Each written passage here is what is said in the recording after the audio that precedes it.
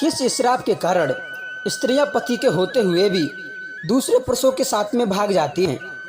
दोस्तों, हमारे समाज में ये काम बड़ा ही निंदनीय माना जाता है कि पति के रहते हुए भी स्त्रियां दूसरे पुरुषों के साथ में भाग जाती हैं, या कोई शादीशुदा पुरुष पत्नी के होते हुए भी अन्य स्त्री से संबंध रखता है और उसके लिए अपनी विवाहित पत्नी को छोड़कर दूसरी स्त्री को लेकर फरार हो जाता है।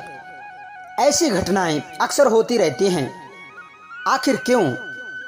दोस्तों, इसके मैं दो कारण आपको बताऊंगा कि कौन सी स्त्री या पुरुष अपने विवाहित पत्नी या फिर पति को छोड़कर किसी अन्य के साथ में चले जाते हैं। वैसे तो कहा गया है कि पति पत्नी का रिश्ता सनातन होता है, जन्म जन्मांत तक एक दूसरे का साथ निभाने वाला होता है।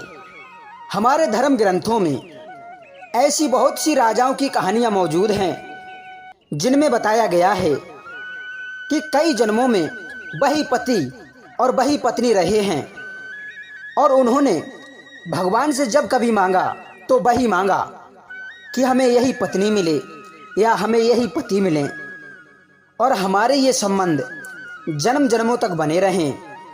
और उन्होंने एक दूसरे का साथ निभाया भी, कभी किसी को छोड़कर नहीं गए, कभी किसी को धोखा नहीं दिया, हमेशा एक दूसरे के बनकर के रहे। जरूरत पड़ने पर शरीर भी त्याग दिया, पर एक दूसरे से मन और आत्मा को अलग नहीं होने दिया। ऐसी ऐसी नारियां हुई हैं इस संसार में जिन्होंने पूरे जन्म के जन्म बिता दिए पति की अनुपस्थिति में, पर मजाल क्या कि दूसरे पुरुष उनके मन में आ जाते। हजारों लाखों वर्षों तक अपने पति के लिए तपस्या करती थीं। ऐसी कई देवियां हुईं जिन्होंने तप करके वर पाया और ऐसे कई पुरुष हुए जिन्होंने अपनी पत्नी के अतिरिक्त किसी पर स्त्री का सपने में भी चिंतन नहीं किया, कभी अपनी स्त्री को धोखा देकर पर स्त्री में लिप्त नहीं हुए। भगवान श्री रामचंद्र जी ने एक पत्नी व्रत लेकर जीवन गुजार दिया। कहते हैं कि ये इच्छाएं बिना लगाम की घोड़ी है, जिसमें यदि असंतोष आ गया तो हजारों शादियां कर लो फिर भी खुश नहीं रहोगे, और यदि मन में संतोष है तो एक ही स्त्री से पुरुष को जन्म जन्मों तक सुख मिलता रहेगा। जो लोग पति पत्नी के संबंध को समझते हैं और उसको निभाना जानते हैं, उनके लिए ये रिश्ता पवित्र और अटूट है। और जो लोग इस रिश्ते का महत्व नहीं जानते, इस रिश्ते में बंधकर निभाना नहीं आता, जो धर्म से अनभिज्ञ हैं, जो मन और इच्छाओं के गुलाम हैं, जो वासनाओं के दलदल में फंसे हुए हैं, जो पशुओं का जीवन जी रहे हैं, मनुष्य के धर्म कर्म के बारे में नहीं जानते, जो कामी लोभी लालची इन चीज़ों का सहारा लेता है, उनके लिए ये रिश्ता कोई मायने नहीं रखता। उनके लिए तो ये एक व्यापार है। और ऐसी सोच वाले लोग कभी एक होकर नहीं रहते। उनके लिए धर्म कर्म का कोई औचित्य नहीं। और कहा भी है कि ये 10 प्रकार के लोग कभी भी धर्म का विचार नहीं करते। नंबर 1 पागल, नंबर 2 मतवाला, नंबर 3 भयभीत, नंबर 4 असावधान, नंबर 5 क्रोधी, और नंबर 6 जल्दबाज, नंबर 7 लोभी, नंबर 8 कामी, और नंबर 9 थका हुआ, नंबर 10 अज्ञानी। ये सब इच्छाओं के गुलाम बनकर के रहते हैं, इसलिए इनके लिए धर्म और कर्म का विचार नहीं सूझता। अब बात करते हैं कि कौन से स्त्री पुरुष अपने विवाहित साथी को छोड़कर दूसरे के साथ चले जाते हैं। तो आइए सबसे पहले सुनते हैं ये छोटी सी कहानी। एक बार कैलाश पर्वत पर माता पार्वती और भगवान शिव बैठे हुए थे। तभी माता पार्वती ने भगवान शंकर से पूछा कि हे भगवान, संसार में हजारों लाखों लोग बिना स्त्री के जीवन जी रहे हैं, ऐसे में उन्हें स्त्रियों के गुणों के बारे में कैसे पता चल पाएगा?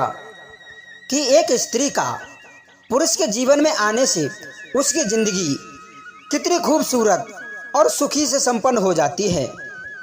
स्त्री की उपयोगिता और श्रेष्ठता को पुरुष समझ सके, इसलिए माता पार्वती ने सभी अविवाहित पुरुषों को एक एक स्त्री देने का निश्चय किया और सभी अविवाहित पुरुषों की पृथ्वी पर एक जगह पर दावत रखी। भगवान शिव और माता पार्वती की इच्छा से तरह तरह के व्यंजन बनकर के तैयार हो गए। निमंत्रण पाकर सारे अविवाहित पुरुष भगवान शिव की कुटिया पर आए। सभी लोगों को भोजन कराने के लिए बैठाया गया। माता पार्वती तरह तरह के व्यंजन उनको परोस कर खिला रही थीं। वे जब भी कोई व्यंजन परोसने आती तो एक नया रूप बदल करके आती थीं, क्योंकि वहां पर परोसने वाला तो कोई था नहीं। माता पार्वती ही तरह तरह के वेश बदलकर उनको भोजन परोस कर खिला रही थीं। भोजन करने वाले अविवाहित पुरुषों ने देखा कि इस भांग धतूरा पीने वाले की कुटिया में तो एक से एक सुंदर हजारों स्त्रियां हैं।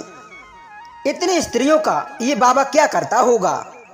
क्यों ना हम इससे अपने लिए एक स्त्री मांग लें। सबके मन में एक सुंदर स्त्री को पाने की लालसा जाग उठी। तब सभी ने भगवान भोलेनाथ से कहा, हे बाबा, तुम्हारी कुटिया में बहुत सुंदर सुंदर स्त्रियां हैं। इतनी देवियों का तुम क्या करोगे? क्यों ना एक एक देवी हमारे लिए भी दे दो, हमारा भी घर बस जाएगा। तब भगवान शिव ने कहा कि ठीक है, तुम एक एक करके कुटिया में जाओ और जिसको जो पसंद आए वो उसको ले आना। अब भगवान शिव के कहे अनुसार वे सारे पुरुष जो सुंदर स्त्री को पाने की इच्छा रखते थे, वे एक एक करके कुटिया में गए। कुटिया में और तो कोई था नहीं। माता पार्वती अकेली शेर पर सवार होकर हाथ में तलवार लेकर बैठी थी। जो पुरुष स्त्री लेने के लिए अंदर जाता, माता पार्वती अपनी तलवार से उसको चीरकर दो भागों में कर देती थीं। बाईं तरफ का भाग स्त्री और दाईं तरफ का भाग पुरुष का। स्त्री पुरुष हाथ में हाथ डालते और कुटिया से बाहर निकल ही चले जाते थे। एक व्यक्ति जब किसी स्त्री के साथ कुटिया से बाहर निकलता तो बाहर वाले लोग बड़े ही व्याकुल हो जाते थे। उनकी व्याकुलता बढ़ती जा रही थी। वो कुटिया के अंदर तो अकेले जाते, परंतु उधर से एक स्त्री के साथ में बाहर निकलते थे। तब बाहर वाले लोगों को लगा कि सुंदर सुंदर स्त्रियां कहीं पहले ही ना बढ़ जाएं, कहीं ऐसा ना हो कि हमारा नंबर आते आते सारी खूबसूरत महिलाएं बट जाएं, हमारे लिए कोई बचे ही नहीं। यही सोचकर वे सभी पुरुष एक साथ में कुटिया में दाखिल हो गए। अंदर जाकर के देखा तो माता पार्वती दोनों हाथों से तलवार चला रही थीं। यह देखकर कुछ लोग तो डरकर वापस लौट गए। इसीलिए पृथ्वी पर वही लोग पूरे जीवन अविवाहित रहते हैं, और जो लोग माता पार्वती की तलवार के नीचे आ गई वो तो पति पत्नी बन गए, और जो लोग भगदड़ में अपने शरीर का हिस्सा यानी कि स्त्री पुरुष का एक दूसरे से बदल गए, वही आज अपने पति या पत्नी को छोड़कर दूसरे के साथ चले जाते हैं। और जो लोग अपने ही शरीर का भाग लेकर के गए, अर्थात अपने शरीर से निकली हुई स्त्री लेकर के गए, उनका साथ जन्म जन्मांतरों तक का हो गया। वो अपने साथी को ना तो कभी धोखा देते हैं और ना ही किसी दूसरे के साथ में जाते हैं। दूसरे स्त्री पुरुष से वही संबंध रखते हैं जो अपने वास्तविक अंश से अलग होकर दूसरे के हाथ में पड़ गए। वही लोग अपनी पत्नी या पति को धोखा देकर दूसरे के प्रेम में प्रवृत्त हो जाते हैं। कहते हैं कि मनुष्य के शरीर में आधा अंश स्त्री का होता है और आधा अंश पुरुष का। उसी शरीर को माता पार्वती और भगवान शिव ने अलग अलग करके स्त्री पुरुष बना दिए। जो लोग अपने ही शरीर से निकले, उनका प्रेम अपने पति या पत्नी से हमेशा अटूट बना रहता है और एक दूसरे के साथ में जीवन भर रहते हैं। मित्रों, ये तो एक कल्पनाओं पर आधारित कहानी थी, पर वास्तविक मनुष्य अपने कर्म का ही भोग भोगता है। हमारे प्रारब्ध कर्म के अनुसार ही हमें पत्नी, पुत्र, पिता, माता, भाई बहन, बेटा बेटी मिलते हैं। हमारे जीवन में कभी पत्नी दुख देती है, कभी पुत्र तो कभी पुत्री। ये सब पिछले कर्मों का ही हिसाब होता है। जब तुमने किसी को धोखा दिया होगा तो तुम्हारे लिए भी पुत्र, पुत्री या पत्नी या मित्र से धोखा मिलेगा।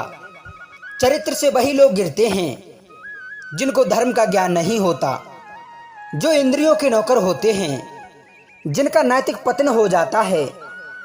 वही लोग अपने पत्नी या पति को छोड़कर किसी अन्य के साथ में चले जाते हैं। तो मित्रों, इस कहानी के बारे में आपके क्या विचार हैं, वो हमारे लिए कमेंट सेक्शन के माध्यम से अवश्य बताना। हम आपके लिए मिलते हैं एक नेक्स्ट वीडियो में नई ज्ञान चर्चा के साथ। आप सभी श्रोताओं को बहुत बहुत धन्यवाद। राधे राधे।